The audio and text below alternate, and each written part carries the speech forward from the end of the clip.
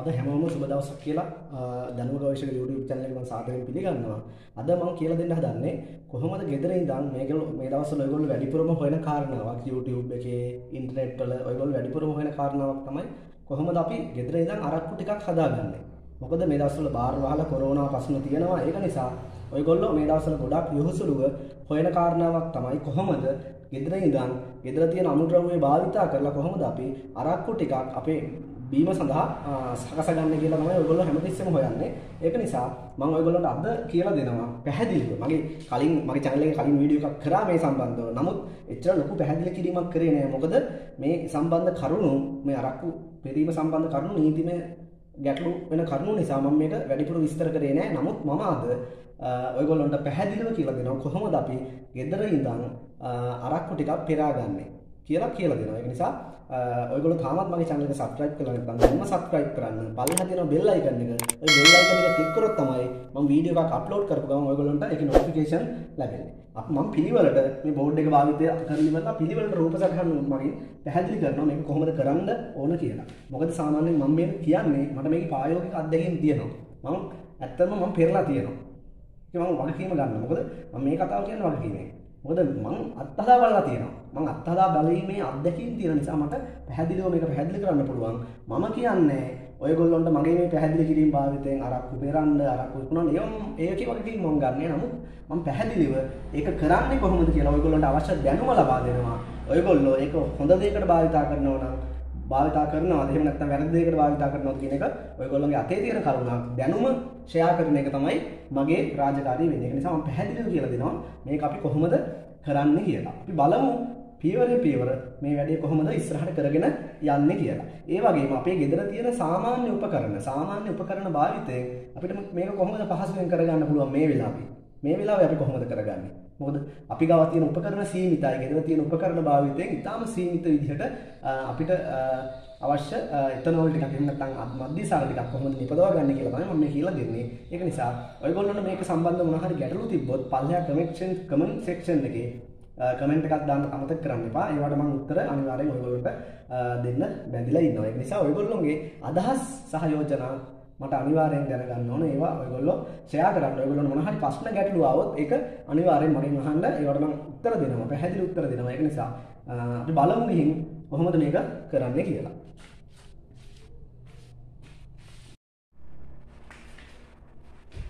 හරි.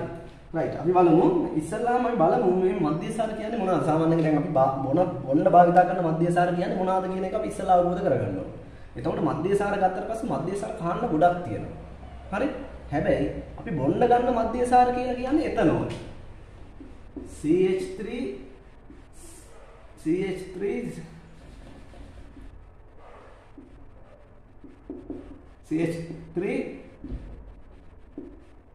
CH2OH කියන්නේ. අපි කියනවා එතනෝල් කියලා. එහෙනම් මේක තමයි සාමාන්‍යයෙන් අපි බීම සඳහා භාවිතා කරන මධ්‍යසාරය. මේක අපි හඳුන්වනවා එතනෝල්. එතනෝල් කියලා කියනවා. ඕක තමයි අපි සාමාන්‍යයෙන් බොන්න භාවිතා කරන මධ්‍යසාර එක. හැබැයි මේ මධ්‍යසාර කාණ්ඩ ගොඩක් තියෙන නිසා අපි සැලකිලිමත් වෙන්න ඕන හැමතිස්සෙම අපිට බොන්න පුළුවන් මධ්‍යසාරයක මොකක්ද? එහෙනම් අපිට බොන්න පුළුවන් මධ්‍යසාරයක එතනෝල් විතරක් කොහොමද අපි ඩිස්ටිල් කරලා ගන්න? එහෙම නැත්නම් නිස්සාරණය කරලා කොහොමද එතනෝල් විතරක් අපි ගන්න කියන එක අපි සැලකිලිමත් වෙන්න ඕනේ. එහෙම සැලකිලිමත් නැති වුණොත් තමයි අපිට සමහර අවස්ථාවලදී ජීවිතේ පවා නැති වෙන්නේ. සමහර අරක්කු කසිප්පු බීලා ජීවිතේ පවා නැති කරගන්න වෙන්නේ. ඒක නිසා අපි හැමතිස්සෙම සැලකිලිමත් වෙන්න ඕන. එතනෝල් කියන දේ භාවිතයෙන් එතනෝල් විතරක් ඩිස්ටිල් කරගන්න. එහෙම නැත්නම් එතනෝල් විතරක් නිස්සාරණය කර ගැනීමට අපි වග බලා ගන්න ඕන. ඒක අපේ වෙන්න ඕන වැදගත්ම පොයින්ට් එකක්. ඒක අපි හැමතිස්සෙම ඔළුවේ තියාගන්න ඕනේ. හැබැයි ඔළුවේ තියාගත්තම මදි. මේ එතනෝල් විතරක් කොහොමද අපි ලබා ගන්න කියලා අපිට අවබෝධයක් තියෙන්න ඕනේ. ඒ අවබෝධය නැතුව මේක ඔළුවේ තියාගත්තම මදි. ඒක නිසා අපි බලමු එකින් එක පියවරෙන් පියවරට ගිහිල්ලා එතනින් එහාට මේක කොහොමද අපි ලබා ගන්නේ කියලා. එතනෝල් විතරක් කොහොමද අපි නිස්සාරණය කරගන්නේ කියලා අපි බලමු.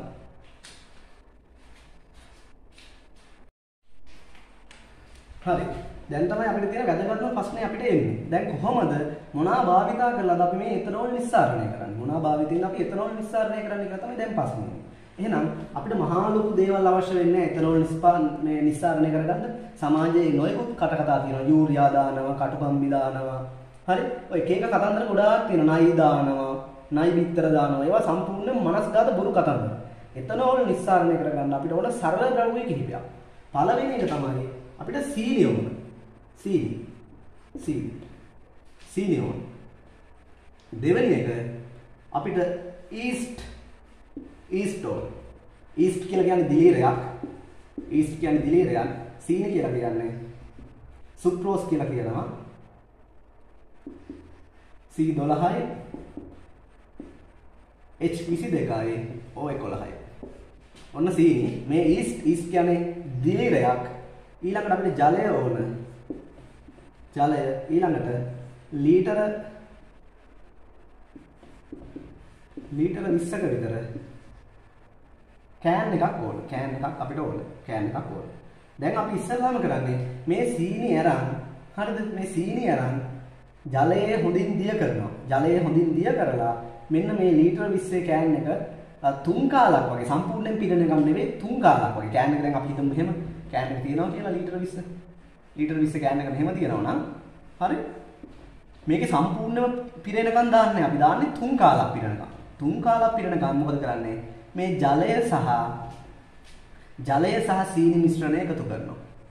ජලය ධන සීනි මිශ්‍ර කරනවා. හොඳින් සීනි දිය කරලා ජලයත් එක්ක මිශ්‍ර කරලා සීනි කිලෝ 5ක් විතර මෙන්න මේකට අපි දානවා. එතකොට මේ කෑන් එකේ පරිමාව ලීටර 20යි නම් අපි ලීටර 15ක් විතර මේ සීනි කිලෝ 5 ජලයත් එක්ක හොඳට මිශ්‍ර කරලා මේකට එකතු කිරීම කරනවා. ඊළඟ පියවර තමයි අපි ඊස්ට් ගන්නවා. ග්‍රෑම් 50ක් විතර. වැඩි අපි ගන්නෑ ඊස්ට් ග්‍රෑම් 50ක් විතර. මොකද කරන්නේ?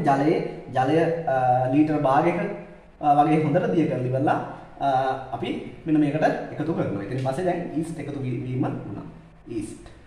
ඊස්ට් එකතු වීම වුණා. දැන් ඇත්තටම මෙතන දැන් සීනි තමයි පැසීමට ලක් වෙන්නේ. දැන් අපි දන්නවා දිලීරත් එක්ක වෙන ක්‍රියාවලියක්. ඊස්ට් කියන්නේ දිලීරය. එයා මොකද කරන්නේ? මෙන්න මේ සීනි ජලයේ දිය වෙච්ච සීනි ඉස්සෙල්ලාම මෙයා ග්ලූකෝස් බවට පරිවර්තනය කිරීම කරනවා. ග්ලූකෝස් බවට පරිවර්තනය කරලා ඒ ග්ලූකෝස් වලින් මධ්‍යසාර නිෂ්පාදනය කිරීම කරනවා. එතකොට මේ ඊස්ට් කියන ජීවියා මගින් තමයි මේ වැඩේ කරන්නේ. මේ ක්‍රියාවලිය අපි හඳුන්වනවා පැසීමක් කියලා. හරිද? පැසීම කියන ක්‍රියාවලිය තමයි මෙතන සිද්ධ වෙන්නේ. එතකොට ඊළඟ පියවරේදී අපි කවදාක්වත් මෙන්න මේ කෑන් එකේ අපි කට බඳින්නේ නැහැ. ඒකට හේතුවක් තියෙනවා. ඒකට තියෙන හේතුව තමයි දැන් මෙතනදී මොකද වෙන්නේ? මම සමීකරණයක් විදිහට ලියන්නම්. රසායනික සමීකරණයක්. මේක අපිට රසායනික විහුවේ අපිට කතා කරන්න පුළුවන්. හරි ලස්සන කතාවක්. එතකොට මෙන්න මේ සුක්‍රෝස් ඊස්ට් මගින් මොකද කරන්නේ? ජල විච්ඡේදනය කරනවා. ඊස්ට් මගින් ජල විච්ඡේදනය තමයි ඉස්සෙල්ලාම කරන්නේ. ජල විච්ඡේදනය කරනවා. විච්ඡේදනය කරලා මොකද කරන්නේ? ග්ලූකෝස් අණු දෙකක් බවට පත් කරනවා. එතකොට උදාහරණයක් විදිහට ජලයත් එක්ක මෙයා එකතු වෙනවා. C12යි H22යි O11යි මෙයා ජලයත් එක්ක එකතු වෙනවා. H2O ජලය කියලා කියන්නේ ජලය H2O. එතකොට යත් එක්ක එකතු වෙලා මොකද වෙන්නේ? මෙයා C6යි H12යි O6ක් බවට පත් වෙනවා. ග්ලූකෝස් අණු දෙකක් බවට කැඩෙනවා මෙයා. මෙයා ග්ලූකෝස් අණු දෙකක් බවට ජල විච්ඡේදනය වීමක් සිද්ධ වෙනවා. හරිද? ඊළඟ මොකද වෙන්නේ? මෙන්න මේ ඊස්ට් මොකද කරන්නේ? මෙන්න මේ ග්ලූකෝස් මත ක්‍රියා කරලා C6ක් H12ක් O6ක් ඊස්ට් මෙයා මත ක්‍රියාත්මක වෙනවා. ඊස්ට් මෙයා මත ක්‍රියාත්මක වෙලා හදනවා මධ්‍යසාර CH3 CH2OH ඇල්කොහොල් හදනවා. ඊට අමතරව හදනවා කාබන් ඩයොක්සයිඩ් වායු.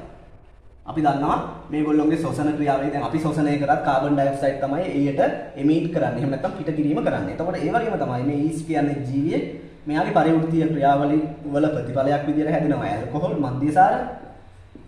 මධ්‍යසාර එතිල් ඇල්කොහොල් එතනෝල් කියලා කියනවා. එතිල් ඇල්කොහොල් හැදෙනවා මධ්‍යසාර හැදෙනවා.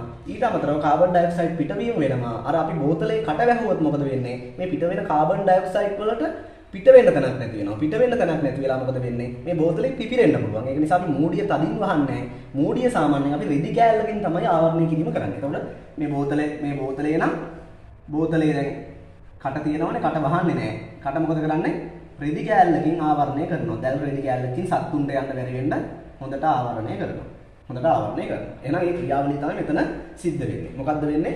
ඉස්සල්ලාම සීනි ඊස්ට් මගින් ජල විච්ඡේදනය වෙනවා. ජල විච්ඡේදනය වෙලා ග්ලූකෝස් අණු දෙකක් හැදෙනවා. ඒ ග්ලූකෝස් ඊස්ට් මගින් පැසීමේ ක්‍රියාවලියට ලක් කරලා මධ්‍යසාර හදනවා. ඊට අමතරව කාබන් ඩයොක්සයිඩ් වායුව හදනවා. ඕක තමයි වෙන්නේ. සරලවම වෙන ක්‍රියාවලිය ඕක තමයි. ඉතින් පස්සේ මධ්‍යසාර හැදෙනවා. රයිට්. හරි. ඒ කතන්දරේ පැහැදිලි ඔයගොල්ලන්ට. හරි.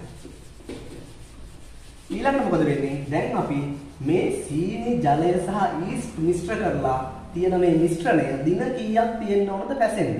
පැසෙන්න දින කීයක් තියෙන්න ඕන? මේ පැසීමේ ක්‍රියාවලිය සම්පූර්ණ වෙන්න දින කීයක් තියෙන්න ඕනද කියන ප්‍රශ්නේ එනවා. එහෙනම් අපි අනිවාර්යෙන් මේ මිශ්‍රණය මේ ජලය ඊස්ට් සීනි මිශ්‍රණය අනිවාර්යෙන් දින අවම වශයෙන් 5ක්වත් තියෙන්න ඕන. දින අවම වශයෙන් 5ක්වත්. අවම වශයෙන් දින 5ක්වත් තියෙන්න ඕන. වශයෙන් දින 5ක්වත් තියෙන්න ඕන. උපරිම වශයෙන්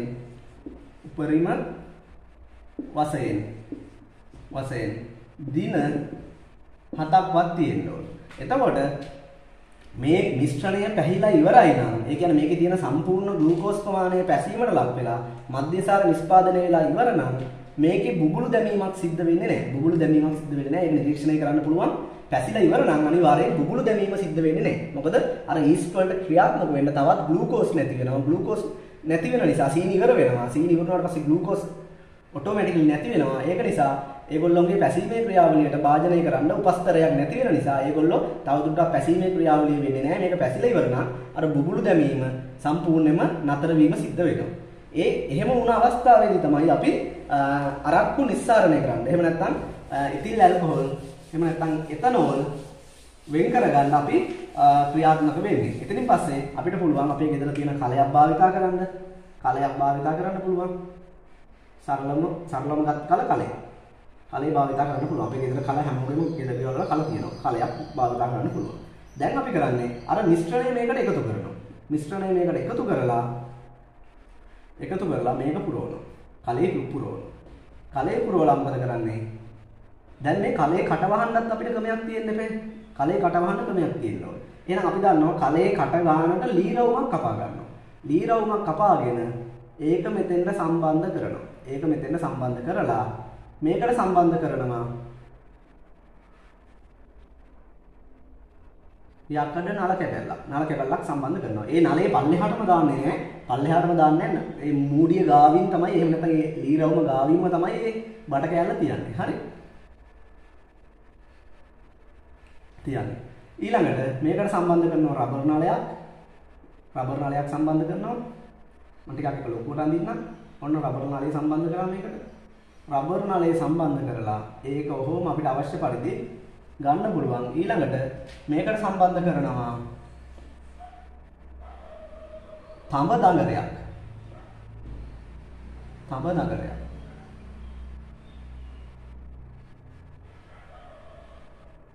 දඟරයක් සම්බන්ධ කරනවා. තඹ දඟරයක් සම්බන්ධ කරලා ඒකේ කෙලවර රබර් නලයකට සම්බන්ධ කරලා මොකද කරන්නේ? ඒක අපි ගන්නවා එතනෝල් එකතු කර ගැනීම සඳහා. එතනෝල් එකතු කර ගැනීම සඳහා අපි ඒක භාවිතා කරනවා. මේ දඟරේ අපි කූල් කරන්න ඕන. එහෙම නැත්නම් වතුර තියෙන තැනකට දාන්න ඕන. එහෙම නැත්නම් වතුර බේසමකට හරි දාන්න ඕන. නිතරම කූල් වෙන්න ඕන මෙයා. හරි? කූල් කිරීම හරිම වැදගත් පියවරක්. කූල් කිරීමට භාවිතා කරන්න ඕනේ. ඉතින් පස්සේ තමයි බිඳු මේවා වැස් වීම සිද්ධ වෙන්නේ. ඊළඟට දැන් මෙහෙම අපි සම්බන්ධ කරාට පස්සේ එකපාරටම අපි මේකට ගින්දර දාන්න යන්නේ නැහැ. අපිට තව වැඩ කිහිපයක් තියෙනවා කරන්න. දැන් බලන්නකො මේ ලීරවුමෙන් මේ කට වැහුවට සම්පූර්ණයෙන්ම මෙයා වායුරෝධක වෙන්නේ නැහැ. මේ කටෙන් එහෙට මෙහෙට ඇල්කොහොල් පිට වෙන්න පුළුවන්. ඒක නිසා අපි මොකද කරන්නේ? රොටි පාන් පිටි අරන් රොටි පුච්චන්න භාවිතා කරන පදමට හදාගෙන ඉවරලා පාන් පිටි බදාමයක් මේ කට වටේට තැම්පත් කිරීම කරනවා. ඇලවීම කරාට පස්සේ මොකද වෙන්නේ? පාන් පිටි නිසා අර එන ඇල්කොහොල් පිටවීමට තැනක් නැහැ. ඒක ඇල්කොහොල් පිට වෙන්නේ මෙන්න මේ නලයේ හරහාම පිට වෙලා තමයි මෙහෙම ගමන් කිරීම සිද්ධ වෙන්නේ. හරි. දැන් අපි මොකද කරන්නේ? මේ ඇටවුම් මෙහෙම හදාගත්තට පස්සේ ඊළඟට තමයි අපි ගින්දර දාන්නේ. ගින්දර එහෙම නැත්නම් ගෑස් ලිපක් භාවිතා කරන්න පුළුවන්. එහෙම නැත්නම් දර හරි මොනවා හරි අපිට භාවිතා කරන්න පුළුවන්. 10 යකුඩු ලිප් වගේ ඒවා භාවිතා කරන්න පුළුවන්. ඊට අමතරව 10 දර වගේ ඕනම දෙයක් ලාම් තෙල් ලිපක් වගේ ඕනම දෙයක් භාවිතා කරන්න පුළුවන්. හරි. එතකොට දැන් මේ ඊස් කියන්නේ සුත්‍රජීවියෙක් නිසා එයාගේ ක්‍රියාවලියේදී සමහර අවස්ථාවලදී මෙන්න මෙයාට අමතරව ඒ කියන්නේ CH3 ඒ කියන්නේ එතනෝල් වලට අමතරව CH3 CH2OH වලට අමතරව හැදෙන්න පුළුවන් CH3OH කියන සංයෝගය. මෙයාත් මධ්‍යසාර වර්ගයක්. මෙයා අපි හඳුන්වනවා මෙතනෝල් කියලා. මෙයා එතනෝල්. මෙයා අපිට බොන්න පුළුවන් කිසි ප්‍රශ්නයක් නැහැ. හැබැයි මෙන්න මෙයා මෙතනෝල් මෙයා අපිට බොන්න බෑ. විසයි. විස වෙනවා මෙයා බීවොත්. ඒක නිසා අපි මොකද කරන්නේ? දැන් එකපාරටම මෙයාට ගින්දර දාලා එන සංයෝග ටික එන ඇල්කොහොල් ටික අපි එකපාරට මෙතනින් ගන්න යන්නේ නැහැ. ඒකට හේතුව තමයි මේක ඇතුලේ මෙතනෝල් තියෙන්නත් පුළුවන්. CH3 CH2OH එහෙම නැත්නම් එතනෝල් වලට අමතරව මෙතනෝල් කියන සංයෝගය තියෙන්නත් පුළුවන්. මෙතනෝල්. එහෙනම් මේ මෙතනෝල් විස නිසා අපි මොකද කරන්නේ? මේ මෙතනෝල් අයින් කරගන්න ඕන. එතනෝල් ගන්න කලින් මෙතනෝල් ටික අයින් කරන්න ඕන. ඒක තමයි පළවෙනි පියවර වෙන්නේ. එහෙනම් මෙතනෝල් ටික අයින් කරන්න ඕන. එතකොට මේ එතනෝල් සහ මෙතනෝල් ගත්තට පස්සේ එතනෝල් වලට සාපේක්ෂව මෙතනෝල් වල තාපාංකය අඩු වෙනවා. මෙයාගේ තාපාංකය අඩුයි මෙයාට වඩා. ඒක නිසා රත් කරනකොට ඉක්මනින්ම පිට වෙන්නේ මෙයා. කවුද පිට වෙන්නේ? ඉක්මනට මෙන්න මේ මෙතනෝල්. මෙතනෝල් තමයි ඉක්මනටම පිට වෙන්නේ. ඒක නිසා මෙතනෝල් ටික අපි ඉස්සල්ලාම ගින්දර දාලා රත් වීගෙන වාෂ්ප පිට වෙන්න හදනකොට ඉස්සල්ලාම ටික වෙලාවක් දෙනවා මේ හැදිලා තියෙන මෙතනෝල් ටික ඉවත් වෙන්න. එහෙනම් මෙතනෝල් ටික ඉවත් කරගත්තට පස්සේ තමයි අපිට පැහැදිලිව එතනෝල් ටික ලබා ගන්න පුළුවන්කම ලැබෙන්නේ. ඒක නිසා උතනදී අපි සැලකිලිමත් වෙන්න ඕන. ඉස්සල්ලාම ටික වෙලාවක් අපි නිදහසේ මෙතනින් මෙතනෝල් ටික පිට වෙන්න අවකාශය සලසලා දෙන්න ඕන. එහෙම නැතුව අපි එකපාරටම එකතු කරන්න ගියොත් එහෙනම් මේ මෙතනෝල්ත් එක තමයි අපිට බොන්න වෙන්නේ. එතකොට මෙයා අපිට විස වෙනවා. ඒක නිසා මෙයා අයින් කරගන්න ඕන. ඔක්කොටම කලින් මෙයා අයින් කරගෙන තමයි මෙයා ලබා ගැනීම අපි කරන්නේ. එතකොට අපි වැඩිපුර ගින්දර දැම්මොත් මේක ඇතුලේ අධික වාෂ්පයක් ඇති වෙනවා. අධික පීඩනයක් ඇති වෙනවා. එතකොට අධික පීඩනයක් ඇති වෙනකොට මෙයා සාමාන්‍යයෙන් දැන් අපි මෙතන පාන් පිටි දාලා තියෙන නිසා මෙයා අධික පීඩනයක් ඇති වුණොත් දැන් මේ පුපුරන්න බලන්නේ නැහැ. මොකද වෙන්නේ? මෙතනින් ඉස්සෙනවා. නමුත් හිර ඇඹයක් ගහලා හිර කරලා තිබ්බොත් මොකද වෙන්නේ? අධික පීඩනයක් ඇති වෙනකොට මෙයා පුපුරන්න බලනවා. ඒක නිසා අපි සැලකිලිමත් වෙන්න ඕන. අපේ ජීවිතය ආරක්ෂා කරගන්න ගමන් ඒ වගේම එතනෝල් නිස්සාරණය කරන ගමන් මෙතනෝල් බැහැර කරලා එතනෝල් කොහොමද පරිස්සමෙන් ලබාගෙන අපිට සෞඛ්‍ය ආරක්ෂිතව කොහොමද මේ ඇල්කොහොල් අපිට ලබා ගන්න පුළුවන් කියලා අපි සැලකිලිමත් වෙන්න ඕන. ඒ වගේම මේ ගින්දර භාවිතා කරනකොට මෙතන ඇති වෙන පීඩනය වළක්ව ගන්න ගින්දර හැමතිස්සෙම අධික විදිහට දාන්නේ නැතුව හේතුව මේ සාමාන්‍යයෙන් මේ එතනෝල් කියන ඒවා එතනෝල් වල තාපාංක හැම ඉතාම අඩුයි. ජලයේ වාෂ්ප වෙනවට වඩා මේගොල්ලෝගේ තාපාංක අඩුයි. ඒක නිසා අධික රස්නියක් අවශ්‍ය වෙන්නේ නැහැ. සාමාන්‍ය රස්නියක් දාගෙන අවශ්‍ය පරිදි අපේ ජීවිතය ආරක්ෂා කරගන්න ගමන් සැලකිලිමත් වෙලා මේ වැඩේ කරගන්න පුළුවන්. මේක ඉතාම සරල සංකල්පයක්. ඉතාම සරලයි. හැබැයි අර මම කිව්ව පියවර ටික හැමතිස්සෙම අපි සැලකිලිමත් වෙන්න ඕන. කෑන් එකේ කට තදින් වහන්න බෑ. ඊට අමතරව මෙතනෝල් ටික අයින් කරගන්න ඕන. මේ පියවරේදී මෙතනෝල් ටික අයින් කරගන්න ඕන. මෙතනෝල් ටික අයින් කරගෙන තමයි අපි ඉතාම සෞඛ්‍ය ආරක්ෂිත විදිහට මෙන්න මේ එතනෝල් ටික නිස්සාරණය කර ගැනීම කරන්නේ. මේක ඉතාම සරලව අපිට ගෙදරදී කරන්න පුළුවන්. අපිට අවශ්‍ය පදමට ලබා ගන්න පුළුවන්. ඊළඟ පොයින්ට් එක තමයි දැන් මෙතනදී එන ඇල්කොහොල් ටික. දැන් මෙතන ඇල්කොහොල් විතරක් නෙවෙයි තියෙන්නේ. දැන් මෙතන තියෙන ටික මම මෙතෙන් ඇදලා පෙන්නන්නම්. එතන ඇල්කොහොල් විතරක් නෙවෙයි තියෙන්නේ. හරිද? ඇල්කොහොල් සහ ජලය මිශ්‍රණයක් තියෙන්නේ. හරි? ජලය දාන ඇල්කොහොල් තියෙන්නේ. ඇල්කොහොල්. හරි? එතකොට අපි සැලකිලිමත් වෙන්න ඕන. මේක දැන් පෙරලා ඉවර වෙච්ච ගමන් මේ එන ඇල්කොහොල් සහ ජල මිශ්‍රණය අපි එකපාරට පානය කරන්න යන්නේ නැහැ. ඒකට හේතුව තමයි මෙතන තියෙන ඇල්කොහොල් ප්‍රතිශතය කොයිතරම් ප්‍රමාණයක්ද කියලා අපි දන්නේ නැහැ. සමහර වෙලාවට බිව්වොත් එහෙනම් අපිට උගුර පිච්චෙන්න පුළුවන්. ඇල්කොහොල් වල තියෙන සැරට. ඒක නිසා අපි හැමතිස්සෙම මේ ඇල්කොහොල් මෙතනින් පෙරා ගන්න ඇල්කොහොල් ටික අපි පදම් කරන්න ඕනේ. මේ ඇල්කොහොල් ටික පදම් කරන්න ඕනේ. මේක පදම් කරන්නේ මෙහෙමයි. අපි මේක අරන් හරිද? දැන් මේ ඇල්කොහොල් මේ මිශ්‍රණය ගන්න ඕනේ. මේ මිශ්‍රණය අරන් අපි ඇඟිල්ල දාලා ඉවරලා ගින්දර දානවා. දැල්ලේ ප්‍රමාණය බලනවා. ඇඟිල්ල දානවා ගින්දරට අල්ලනවා දැල්ලේ ප්‍රමාණය බලනවා. දැල්ල ගොඩක් ප්‍රබලයි නම් අපි මේකට වතුර එකතු කරනවා. ආය ඇඟිල්ල දානවා දැල්ලේ ප්‍රමාණය බලනවා.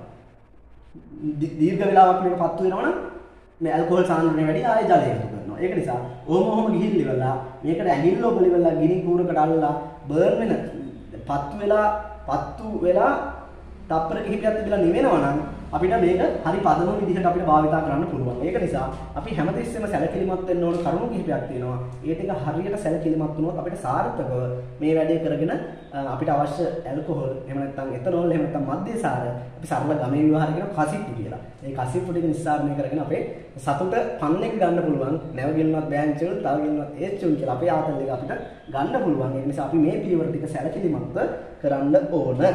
හරි.